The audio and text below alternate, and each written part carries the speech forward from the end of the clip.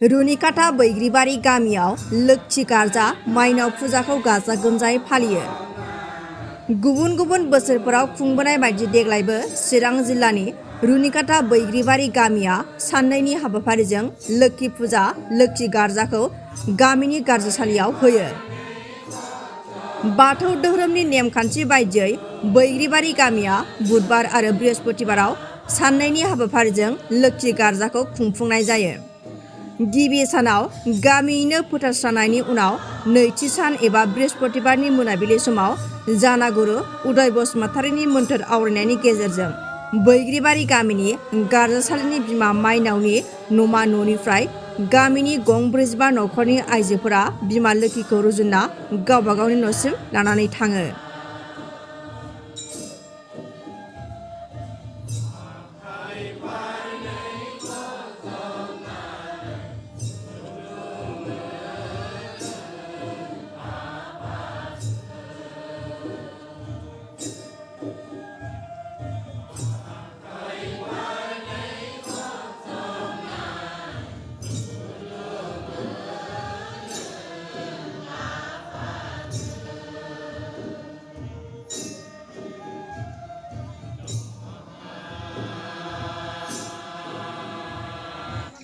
जों बैग्रिबारि हिसाबै बेखौनो होगोन, माने जोंहा बे बर'नि धोरोम हिसाबै बाथौ धोरोम हिसाबै जोंनि बैग्रिबारि गामिया बोसोरे बे लोक्षि फुजाखौ बे कार्तिक मास एबा लोक्षि फुजाजों लोगो सरजाबनानै जों खुंबोबाय थायो।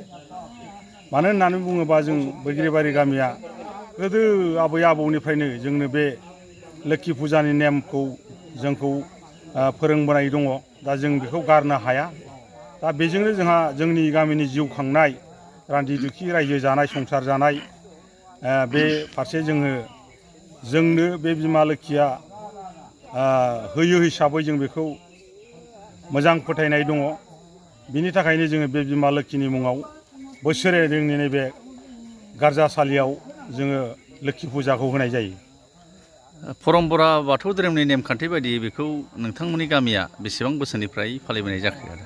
बेखौथ' जों दिनै बुंनांगोन, जोंथ' जि दङ बेवहाय जों होबोदों, खिन्थु बै जोंनि आबै आबौ आयं आजै आजौ समनिफ्राय जोंनि गामिया जि समाव बैग्रिबारि हिसाबै फसंफैदोंमोन बे समनिफ्रायनो जोंहा बे हामबाय गार्जा लोक्षि गार्जा होनायखौ जों फालिबोदों। खिन्थु नेमफ्रा एसे सोलायबोनानै दा जोङो बे गार्जासालिनिफ्रायनो माइनाव मन्दिरनिफ्राय जोंनि आइजोफोरखौ लोक्षि लांहोयो।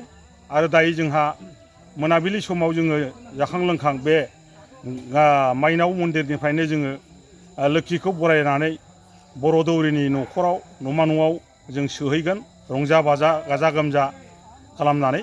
बे जोंनि मोनसे नेम आरोखि। बाथौ धोरोमानो बर'फोरनि गुदि धोरोम, बेजोंनो लोक्षि गार्जा होनाय लोक्षि फुजायाबो बेजोंनो लोब्बा लाखिनानै बुंनो हायो जे गामिनि गारजेन हिसाबै बैग्रिबारिनि जानानै मा बुङो आदा? दा जोङो बेखौनो बुंनांगोन, जोंहा गोबां फोथायनाय दङ बा आंबो फोथायनाय दङ।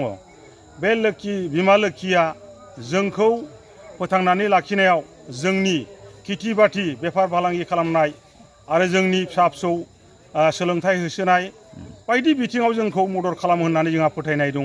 आरो बेजोंनो जोंनि बैग्रिबारि गामिया मोनसेनि उनाव मोनसे थांनानै थानायाव सुबिदाफोरखौ मोनबोनायखौ जों नुदों। बेखायनो जों बे लोक्षि गार्जाखौ गारनो हाया आरो गारनाय नङा आरोखि। बाथौ धोरोमनि मोनसे नेम होननानै जों बेखौ लाखिबोदों आरो फालिलांबाय थागोन।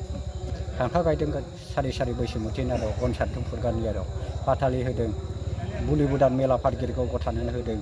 सान अखाफोरनि थाखाय दिनै बुलि बुदाननि थाखाय जाहाथे खाना फुजा जाया बेनि थाखायनो दिनै मेला फादगिरिखौ गथायनानै होबाय बे बैग्रिबारि गामिया।